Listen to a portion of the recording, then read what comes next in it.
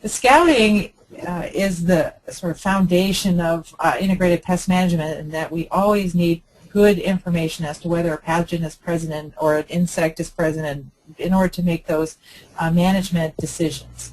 So what we'll be asking in scouting is the disease present?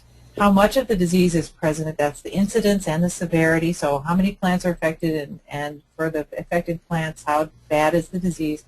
And what's the pattern of the disease? Is it in hot spots, field edges, or is it random throughout the field? Let's talk about the basics of scouting.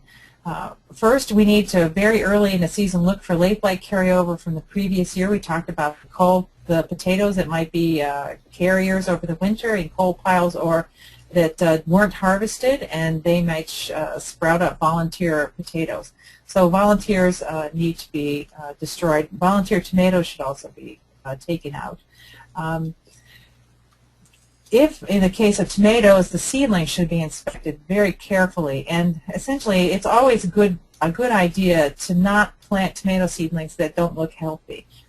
Sometimes that's difficult because they have to be held a little while, but if they look like they've got disease symptoms, it's really better not to plant them. Okay, so begin scouting as soon as green tissue emerges for potatoes. So as soon as the potatoes start coming up, it's time to start scouting, particularly if the weather conditions are favorable for late blight. For tomatoes, it should be soon after transplanting. Now, can focus on areas of the field, because what we know about late blight, where the moisture and humidity are the highest, and the coverage with fungicides might be poor, for example, around the edges of the field. Scout early in the morning as possible, because then you're most likely to see that sporulation, that ring around the edge of the lesion. And that's a very good way to confirm what you've got there.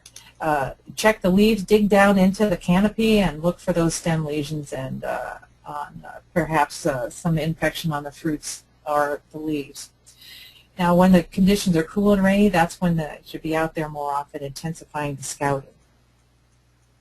Finally, I'd just like to say scouting is, again, very important to do, but also we don't want scouting to be a means of spreading disease from one field to another. So hands should be very carefully washed, boots should be washed off, and every care taken not to get clothing into contact with the plants.